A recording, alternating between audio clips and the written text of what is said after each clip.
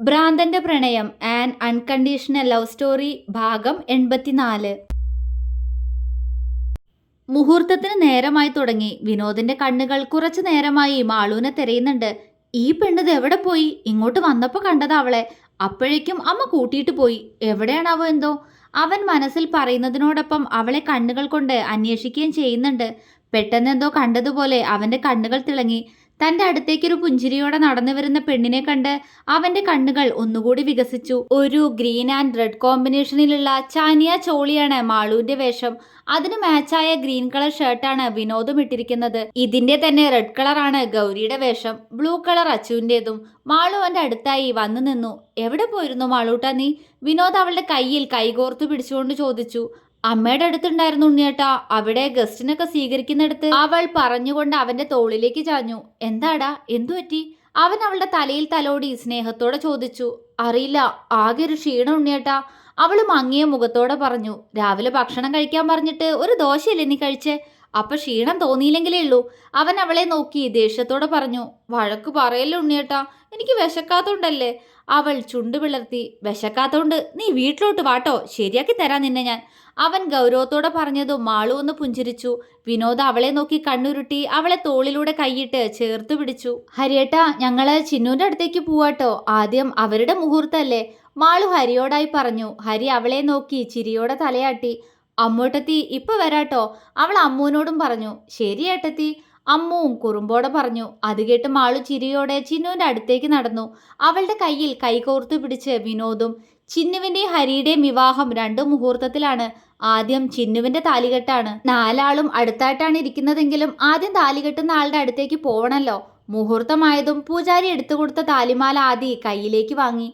ചിന്നു കൈകൾ കൂപ്പിയിരുന്നു. അച്ചു പുറകിൽ നിന്നും അവളുടെ തലമുടി ഉയർത്തിപ്പിടിച്ചു കൊടുത്തു. തന്റെ കഴുത്തിലൂടെ അരിച്ചിറങ്ങുന്ന തണുപ്പിൽ ചിന്നുവിന്റെ മുഖം വിടർന്നു പോയി. അവളുടെ കണ്ണുകൾ സന്തോഷം കൊണ്ട് നിറഞ്ഞു. അവൾ ആദിയുടെ മുഖത്തേക്ക് നോക്കി. അവന്റെ കണ്ണുകളും കലങ്ങിയിരിക്കുന്നത് അവൾ വ്യക്തമായി കണ്ടു. അവളുടെ കഴുത്തിൽ ആദി കെട്ടിയ താലിമാല സീമന്തരേഖയിൽ അവന്റെ കൈകളാൽ ചുവപ്പ് പടരുമ്പോൾ അവളുടെ ഉള്ളം തണുത്തുപോയി.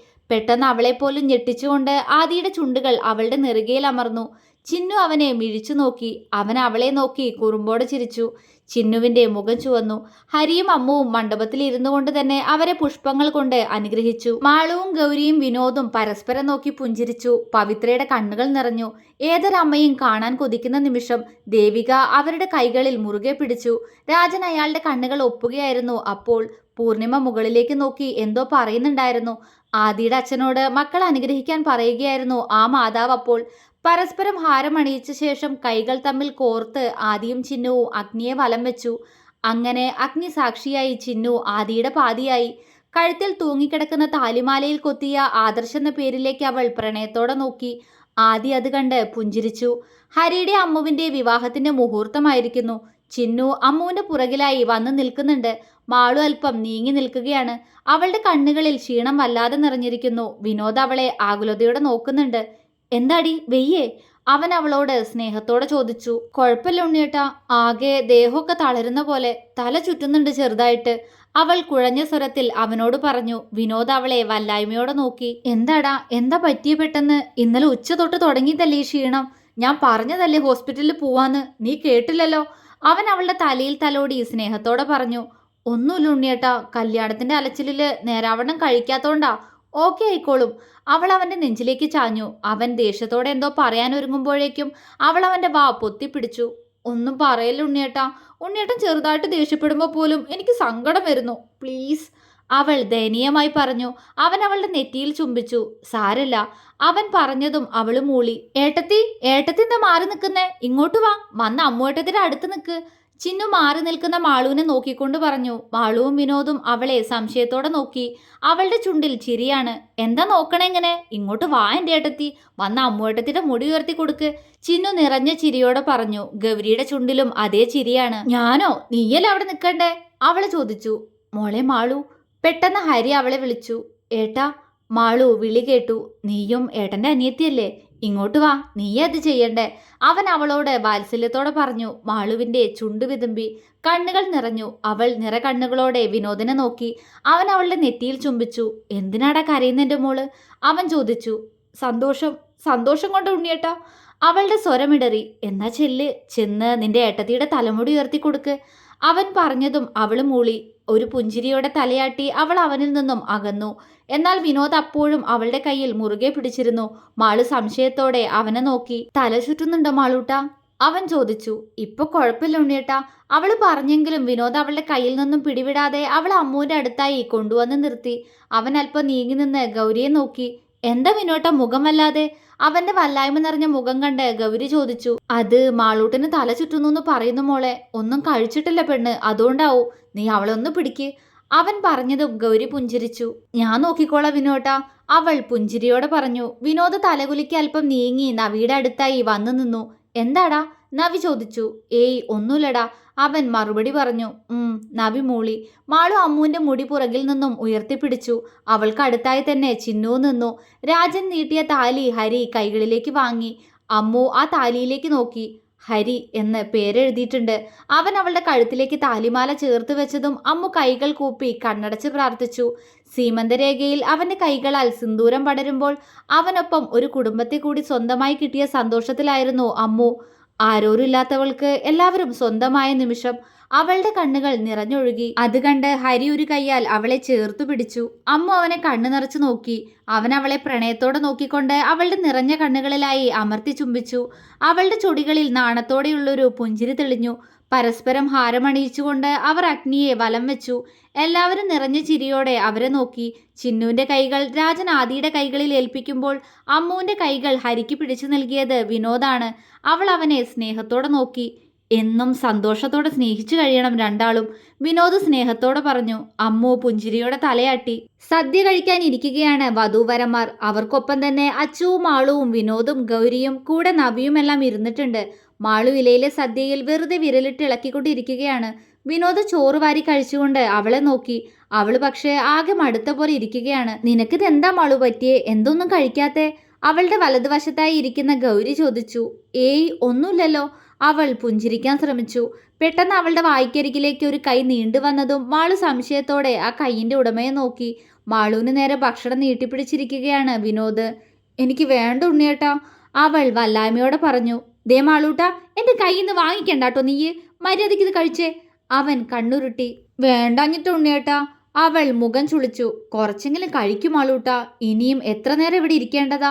അവൻ ശാസനയോടെ പറഞ്ഞു. അവൾ തല ഉലുക്കിക്കൊണ്ട് അവൻ നീട്ടിയ ഭക്ഷണം വാങ്ങി. അടുത്ത ഉരുള ഉരുട്ടി അവൻ അവൾക്കടുത്തേക്ക് നീട്ടിയ നിമിഷം മാളു അവന്റെ കൈ തട്ടിമാറ്റി അവിടെ നിന്നും വാപുത്തി എണീറ്റു പോയിരുന്നു. വിനോദ് പകച്ചുകൊണ്ട് അവളെ നോക്കി. മാളു എങ്ങോട്ടാ? ഹരി അവൾ പോകുന്നത് കണ്ട് സംശയത്തോടെ ചോദിച്ചു. പക്ഷെ അവൾ അപ്പോഴേക്കും അവിടെ നിന്നും ഓടിയിരുന്നു. വിനോദ് പെട്ടെന്ന് അവളുടെ പിറകെ ഓടി. സ്വയം പുറത്തു തടവി കഴിച്ച ഭക്ഷണം മുഴുവൻ ഛർദ്ദിച്ചു കളയുന്ന മാളുവിനെ വിനോദ് ടെൻഷനോടെ നോക്കി. മാളൂട്ട, എന്താ മോളെ, എന്താ പറ്റിയേ? അവൻ അവളുടെ പുറത്ത് തടവി കൊടുത്തു. അവള് വാ കഴുകി അവനെ തിരിഞ്ഞു നോക്കി. അവളുടെ കണ്ണുകൾ ആകെ നിറഞ്ഞിരുന്നു. എന്തു പറ്റി മോളെ? വാടാ, നമുക്ക് ഹോസ്പിറ്റലിൽ പോവാ. അവൻ അവളെ പിടിച്ച് അവന്റെ നെഞ്ചോട് ചേർത്തു.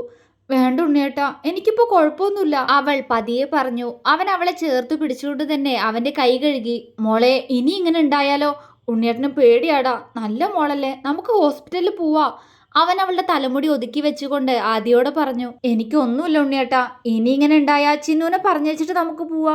എന്റെ ഉണ്ണിയേട്ടൻ ടെൻഷൻ ആവണ്ട, അവൾ സ്നേഹത്തോടെ പറഞ്ഞു. വിനോദ് കണ്ണു നിറച്ചുകൊണ്ട് അവളെ നോക്കി. അവൾ അവനെ നോക്കി പുഞ്ചിരിച്ചു. പെട്ടെന്ന് അവളുടെ കണ്ണുകളിൽ ഇരുട്ടുമൂടി. അവൾ അവന്റെ കയ്യിലൂടെ താഴേക്ക് ഊർന്നുപോയി. എന്നാൽ അവൾ വീഴുന്നതിനു മുന്നേ വിനോദ് അവളെ ചേർത്ത് പിടിച്ചിരുന്നു. മളുട്ട, കണ്ണു തുറക്കടാ. അവൻ ആകുലതയോടെ അവളെ തട്ടി വിളിച്ചു. എന്നിട്ടും ഒരു പ്രതികരണവുമില്ലാതെ വാടിയ പൂ പോലെ കിടക്കുന്ന പെണ്ണിനെ കണ്ട് അവന്റെ നെഞ്ചു വിങ്ങി. അവൻ വെള്ളമെടുത്ത് അവളുടെ മുഖത്ത് തെളിച്ചെങ്കിലും ഫലമുണ്ടായില്ല. അടുത്ത നിമിഷം അവൻ അവളെ ഇരു കൈകളിലുമായി കോരിയെടുത്ത് കാറിനരികിലേക്ക് ഓടി. മാളുവിനെ കൈകളിൽ കോരിയെടുത്ത് തങ്ങളുടെ മുന്നിലൂടെ ഓടുന്ന വിനോദിനെ കണ്ട് ഹരി പെട്ടെന്ന് കഴിക്കുന്നിടത്ത് നിന്നും ചാടി എഴുന്നേറ്റു. അവനൊപ്പം തന്നെ ആദിയും ചിന്നുവും അമ്മുവും ഗൗരിയും. വിനോദ് കണ്ണു നിറച്ചുകൊണ്ട് അവളെ ഡോറ് തുറന്ന് പിൻസീറ്റിലേക്ക് കിടത്തി. അപ്പോഴേക്കും ഹരിയും അങ്ങോട്ടേക്ക് ഓടിയെത്തിയിരുന്നു. കാറിൽ അവളെ കിടത്തി തിരിഞ്ഞ വിനോദ് കാണുന്നത് ആകുലതയോടെ തന്നെയും കാറിനകത്തേക്ക് നോക്കുന്ന ഹരിയെയാണ്. അപ്പോഴേക്കും കാര്യം അറിഞ്ഞുകൊണ്ട് ദേവികയും കല്യാണിയും രാജനും എല്ലാവരും എത്തിയിരുന്നു. ചിന്നു അമ്മുവും ഗൗരിയും ആകെ പകച്ചിരിക്കുകയാണ്. വിനു, മോൾക്ക് എന്താടാ? ഹരി ആകുലതയോടെ ചോദിച്ചു. അറിയില്ല, ബോധല്ല. അവന്റെ സ്വരമിടറി. എല്ലാവരും പേടിയോടെ അവളെ നോക്കി. ഞാൻ ഹോസ്പിറ്റലിലേക്ക് പോവാ. വിനോദ് എല്ലാവരോടുമായി പറഞ്ഞുകൊണ്ട് പെട്ടെന്ന് ഡ്രൈവിംഗ് സീറ്റിനരികിലേക്ക് നടന്നു. ഞാനും വരുന്നു. ഹരിയും ആദിയും ഒരുപോലെ പറഞ്ഞു. എന്നാൽ ദേവികയും കല്യാണിയും അവരെ തടഞ്ഞു. വിവാഹം കഴിഞ്ഞ ഉടനെ വീട്ടിൽ പോലും കയറാതെ ഹോസ്പിറ്റലിലേക്ക് വരണ്ട എന്ന് പറഞ്ഞ് വിലക്കി. ഹരി ദയനീയമായി പവിത്രയും രാജനെയും നോക്കി. അപ്പോഴേക്കും ദേവികയും കല്യാണിയും അവർക്കൊപ്പം നവിയും കാറിലേക്ക് കയറിയിരുന്നു. ഗൗരിക്കും അവർക്കൊപ്പം പോവണമെന്നുണ്ടായിരുന്നെങ്കിലും ചിന്നുവിനെ യാത്രയാക്കുമ്പോൾ കൂടെ ആരുമില്ലെങ്കിൽ അവൾക്ക് സങ്കടമായാലോ എന്നോർത്ത് ഗൗരി അവിടെ തന്നെ നിന്നു. പവിത്ര ഹരിയുടെ കവിളിലായി തലോടി. ഹരിയുടെ കണ്ണുകൾ ഈറനായി. അമ്മു അവന്റെ കയ്യിൽ അമർത്തിപ്പിടിച്ചു. അവൻ സങ്കടത്തോടെ അവളെ നോക്കി. മോനെ വിഷമിക്കണ്ട, മോൾക്കൊന്നും ഉണ്ടാവില്ല. അമ്മുനെ വീട്ടിലേക്ക് കയറ്റിയ ശേഷം ഹോസ്പിറ്റലിലേക്ക് പോയിക്കോ നീ. അമ്മയുടെ മോൻ ഇപ്പൊ സങ്കടപ്പെടല്ലേ. പവിത്ര അവനോട് വാത്സല്യത്തോടെ പറഞ്ഞു. ഹരി തലയാട്ടിക്കൊണ്ട് അകത്തേക്ക് നടന്നു. കൂടെ തന്നെ അമ്മുവും. അമ്മേ, ഏട്ടത്തിക്ക് എന്താ പെട്ടെന്ന് പറ്റിയേ? ചിന്നു പവിത്രയുടെ അടുത്തായി വന്നു ചോദിച്ചു. അറിയില്ല മോളെ. അവരുടെ സ്വരത്തിലും വേദന. അതെ, എനിക്കൊരു സംശയം. ഇനി മോൾക്ക് വിശേഷം വല്ലതും ഉണ്ടോ? പൂർണിമ സംശയത്തോടെ ചോദിച്ചു. ഏയ്, അതൊന്നും ആവില്ല അമ്മേ. ഇപ്പോഴേ വാവയൊന്നും വേണ്ടാന്നാ വിനോട്ടന്റെ ഏട്ടത്തിയുടെ ഒക്കെ തീരുമാനം. ചിന്നു പെട്ടെന്ന് പറഞ്ഞു. എല്ലാവരും അത് ശരിയാണെന്ന പോലെ തലകുലുക്കി. തുടരും.